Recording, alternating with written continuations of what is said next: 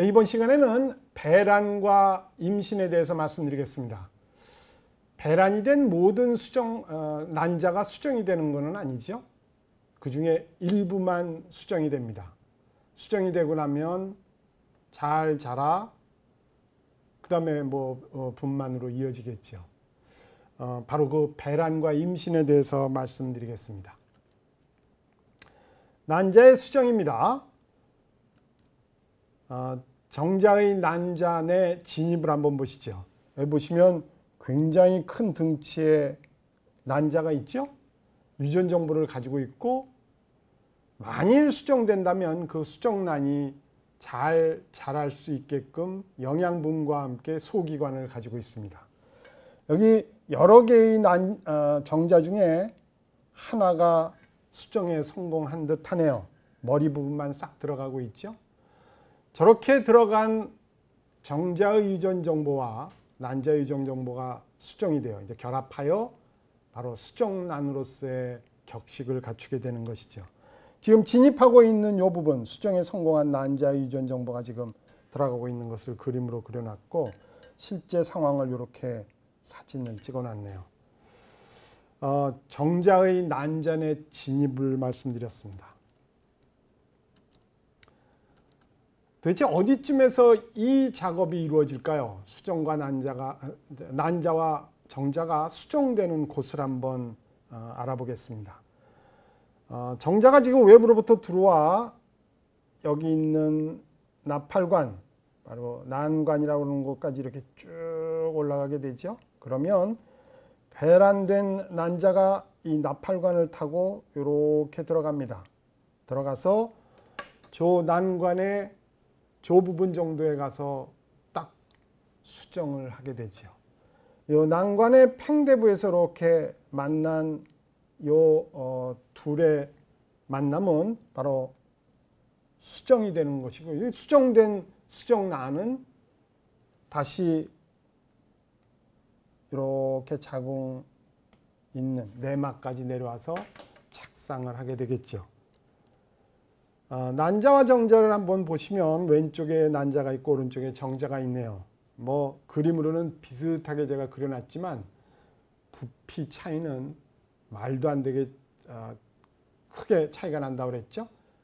부피를 비율로 보면 1대 85,000이라고 그랬습니다. 정자가 1이라면 난자는 85,000입니다. 어마어마하게 많은 것을 가진 셈이죠. 난자는 24시간 이내, 배란이 된 뒤에 24시간 이내에 수정되지 않으면 식작용에 의해서 잡혀먹힙니다. 따라서 배란된 뒤에 딱 24시간 정도의 임신될 수 있는 기간이 주어지는 셈이죠. 딱 24시간밖에 안 됩니다. 상당히 짧은 기간이죠. 정자의 경우에는 얼마나 사는지 한번 보시죠. 정자는 이틀간 살아있을 수 있습니다. 따라서 임신이 가능한 기간은 그렇게 길어 보이지 않죠. 배란된 뒤에 난자는 24시간밖에 못 살고 정자는 24시간, 이틀밖에 못 사니 실제로 둘이서 딱 만나 수정될 수 있는 가능한 시간은 그리 길어 보이지 않는다는 것입니다.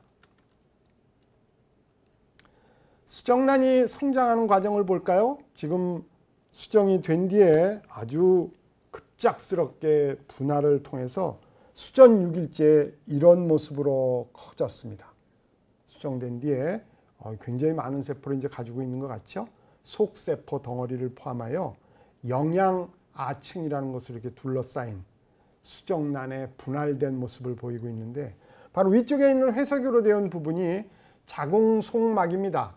바로 에스트로겐, 프로게스테론이 폭신폭신하게 혈관과 분비선을 잘 만들어 놓은 스폰지와 같은 자궁속막인데, 자, 자궁속막으로 지금 분할 중인 이 세포가 안쪽으로 들어가게 되지요. 수정 9일째 되니까 이제 그 속으로 들어간 것 같습니다. 들어가서 여러 가지의 구조물을 더 만든 것 같죠? 3일 사이에 매복을 한 뒤에 굉장히 많은 구조물을 만들어 놨습니다. 육모막도 있고 중배엽 세포라고 그러는 양막강, 양막, 굉장히 다양한 기관을 만들어 놓은 것 같죠. 수정 31일째입니다.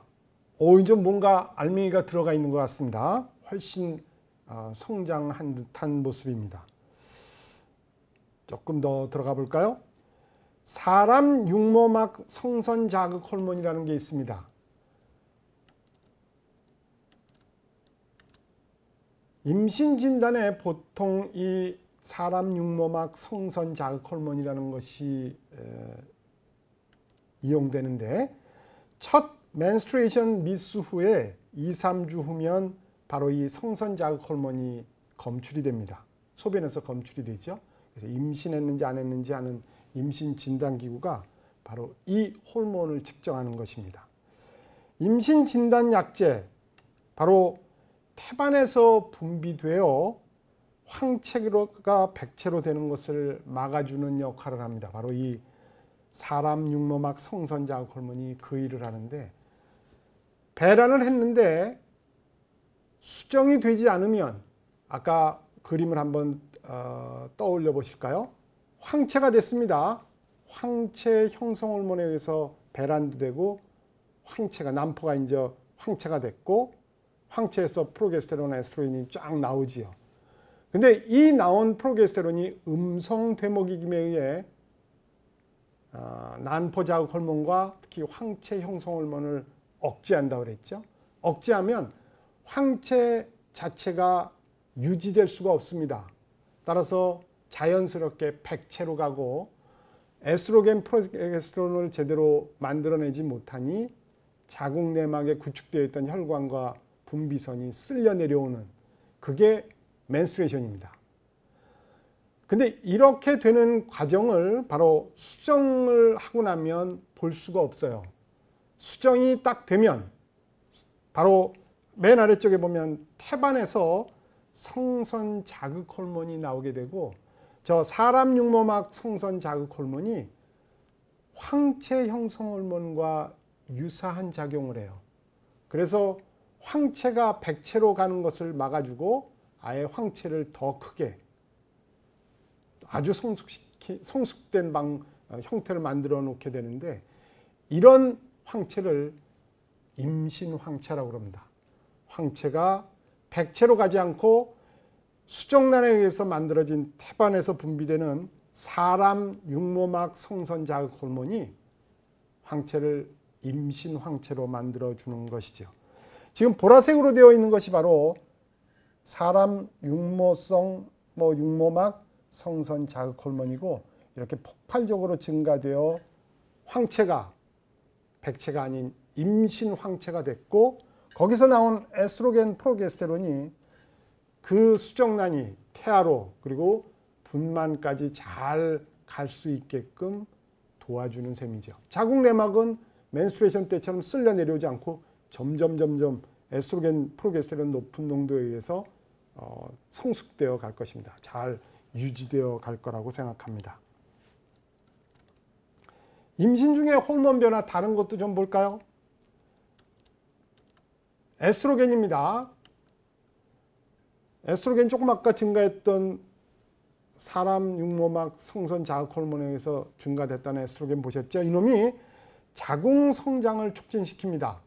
바로 자궁 근력을 강화시키는, 아이가 잘 자랄 수 있게끔 자궁벽이 두껍고, 그리고 나중에 다 자란 다음에 분만될 때도 내보내려면 또 강력한 힘을 만들어야 되니 자궁 근력을 강화시키는 것은 굉장히 중요한 것 같습니다. 에스트로겐이 하는 또 하나의 일이 있습니다. 오른쪽에 보면 옥시토신 수용체도 증진시켜 놔요. 그래서 자궁을 아주 두껍게, 자궁 근력을 강화시켜 분만이 잘 이루어지게끔 해놓고, 옥시토신 수용체도 증진시켜 실제로는 분만이 순조롭게 되게끔 준비해 놓는 것이죠. 유관을 발달시킵니다. 아이가 젖을 빨 때 젖을 만들고 나면 그 젖이 유관을 통해서 젖꼭지로 나오게 되는데, 그 유관도 또 잘 발달시켜 놓는 작업, 바로 에스트로겐이 하는 일입니다. 프로게스테론도 또 하나 있었죠. 프로게스테론은 어떤 일을 하는지 한번 보시죠. 유산을 방지시킵니다. 조금 아까 보셨던 자궁 에스트로겐이 자궁 근력을 강화시켜 놨는데 여차하고선 그냥 임신해 놓은 그 아이를 수축해 가지고 내보내면 뭐 목줄 오는 셈이 될 뿐만 아니라 다 성장하기 전에 분만될 가능성이 있죠. 프로게스테론은 비교적 엄마 같은 호르몬이고 유산을 방지시키는, 자궁 수축을 방지시키는 작용을 합니다. 자궁 근력을 에스트로겐이 강화시키더라도 정작 수축을 하지는 않게 프로게스테론이 방지해주고 있다는 것이죠. 자궁경관 내 점행 마개를 형성해 놓습니다. 외부로부터 이물질이나 병균이 들어오는 것을 차단해 주는 셈이죠. 진짜 엄마 같은 호르몬이죠. 유선을 발달시킵니다. 아까 말씀드렸던 에스트로겐은 유관을 만든다 하면 정작 밀크 프로덕션을 하는 우유를 만드는 바로 그 유선, 그 선세포를 발달시킨다는 것입니다. 태아의 성장을 볼까요? 다시 또 5주가 됐습니다. 발바닥, 손바닥 한번 보시죠. 거의 물갈퀴 같지 않나요? 사람의 태아라고 보기 힘들 정도로 야구 글러브 같은 물갈퀴를 가지고 있습니다. 일전 차시에서 말씀드렸던 내 안의 물고기, 그런 느낌이 드시지 않나요? 이런 등등의 증거가 진화를 주장하는 학자들한테는 좋은 재료에 해당합니다. 탯줄도 보이고 사람이라고 하기에는 좀 그럴 정도로 하여튼, 그러나 발가락이 조금 물갈퀴에서 보이는 듯한, 물갈퀴에서 발가락 형태로 보이는 듯한 사진입니다. 조금 더 컸죠? 14주가 되니까 손가락도 조금씩 보이네요. 아까 보셨던 이렇게 물갈퀴와 같은 형태는 이제 조금 벗어난 것 같습니다. 아주 좁은 공간에서 그냥 아주 힘들어하는 형태를 보이고 있습니다. 저 때는 하여튼 유일한 놀이기구가 탯줄일 것 같아요. 탯줄 말고는 도대체 깜깜한 데서 좁은 공간에 아주 죽을 맛이겠죠. 입덧을 보시겠습니다. 보통 아이가 저렇게 이제 무럭무럭 크게 되면 산모들이 고생하는 한 코스가 바로 지금 말씀드릴 입덧이죠. 입덧은 엄밀히 말하면 수정란이 남의 유전 정보를 갖고 있는 세포이기 때문에 발생합니다. 내 아이지만 그 아이의 유전 정보의 반은 남의 것입니다. 물론 나머지 반은 내 것이지요. 바로 그 배우자의 정보를 가지고 있는 나머지 반쪽, 그것 때문에 어미의 몸은 항상 고민에 빠집니다. 이것이 내 것인지, 반만 내 것이니까 나머지 반 때문에 남의 것인지가 헷갈려요. 남의 것의 반 때문에 결국은 내칠 가능성이 있는데, 따라서 수정란을 밖으로 내보내려고 하는 그런 몸의 반응이 지속되면 이 아이는 무럭무럭 커서 잘 큰 다음에 분만되지 못할 것입니다. 근데 우리 몸은 저 수정란이 남의 세포, 남의 유전 정보를 가지고 있는, 엄밀히 말하면 내가 아닌 남이라고 판정해서 내보내려 합니다. 그러나 그래서는 안 되겠죠. 따라서 저 수정란을 내 것이 아니라고 판단하는 면역 시스템이 그 작업을 할 텐데, 면역 시스템을 약화시킵니다. 다시 말하면 수정란이 저게 남이야라는 생각을 못하게끔 면역을 약화시키는데, 그렇게 약화시키면 수정란은 잘 클 수 있을 거예요. 엄마가 내치지 않으니까 잘 클 수 있을 것 같은데, 단 문제는 저 면역을 딱 떨어뜨리는 다음에는 외부로부터 들어오는 병균이 문제입니다. 외부로부터 들어오는 병균을 막으려면 면역이 강화돼야 되는데 저 수정란 때문에 면역을 약화시켜 놨단 말이에요. 고민에 빠졌죠. 따라서 엄마는 평소에 먹던 발효된 뭐 김치 뭐 등등은 발효되어 평소에는 아주 맛있어하고 좋아했던 것을 면역을 떨어뜨리고 나서 저것이 혹시 내가 면역을 떨어뜨렸는데 균이 들어오게 하는 물질이 아닐까, 음식이 아닐까라고 생각하여 발효를 부패로 오인하는 경우가 생깁니다. 바로 그것이 입덧의 상황인 것이죠. 수정란을 공격하지 않기 위해 면역력을 낮추어 놨는데 이를 보완하기 위해 임산부는 저렇게 입덧으로 방어하기 시작합니다. 잘 발효된 여러 가지의 음식물을 부패일지 모른다고 과잉 반응하는 것이죠.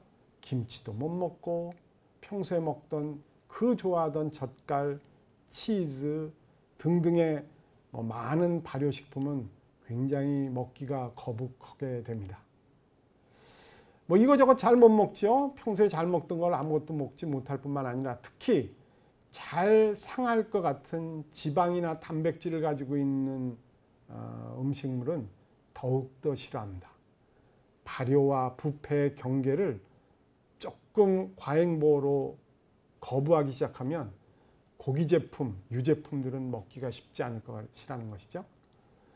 따라서 좀 덜 상하는 단백질이나 지방이 덜 들어있는 탄수화물을 즐겨할 가능성이 있습니다. 그래서 입덧 아주 많이 하는 사람에게 마지막 선택할 수 있는 대부분의 음식은 정말 흰쌀죽을 푹푹 삶아가지고 흰쌀죽을 겨우 조금 먹을까? 뭐 그것도 다 토해내는 사람도 있긴 합니다만 그래도 흰쌀죽과 같은 탄수화물 쪽으로 가는 이유가 상할 가능성이 좀 적기 때문에 그렇습니다. 정말 어려운 삶을 사는 것이죠.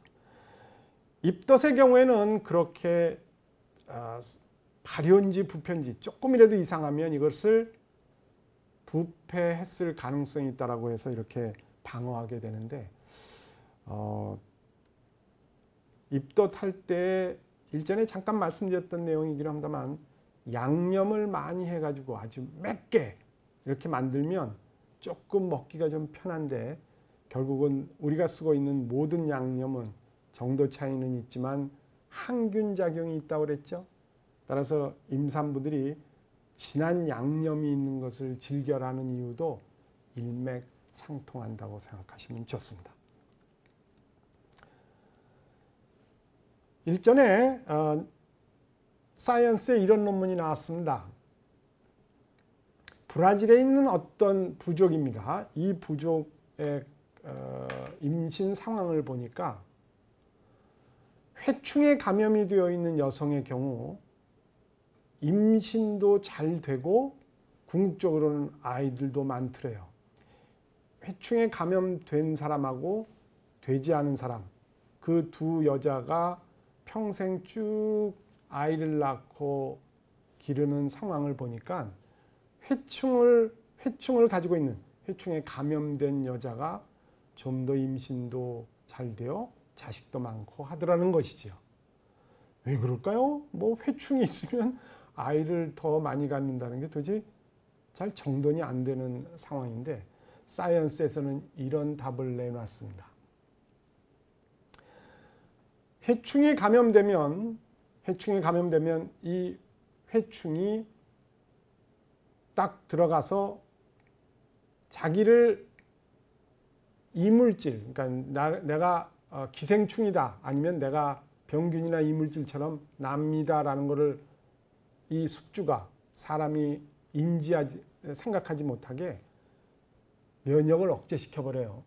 그래서 회충이 들어온 거를 잘 모르게끔 회충이 계략을 딱 꾸밉니다. 그러면 면역력이 떨어진 이 사람은 회충도 잘 공격 안 하지만 여성이라면 수정란도 잘 공격을 하질 않아요. 다시 말하면 입덧하는 것처럼 기가 막히게 조건이 만들어진다는 것이죠. 회충의 거부 반응을 회충에 의해서 감소시키게 되고 임신과 배아의 착상도 기생충이 잘 사는 여건이라면 수정란도 내쳐지지 않고 잘 살게 되는 상황으로 변해가게 된다는 것이죠. 따라서 회충에 감염된 여성은 좀 더 임신도 잘, 물론 지금 말씀드린 착상도 잘 되고 그리고 분만을 잘하여 아이가 좀 더 많아진다는 것이죠. 참 기가 막힐 노릇이죠. 그러나 틀림없는 건 회충에 의한, 기생충에 의한 계략이 임신으로 연결되었다는 사실입니다. 오늘은 여기까지입니다. 감사합니다.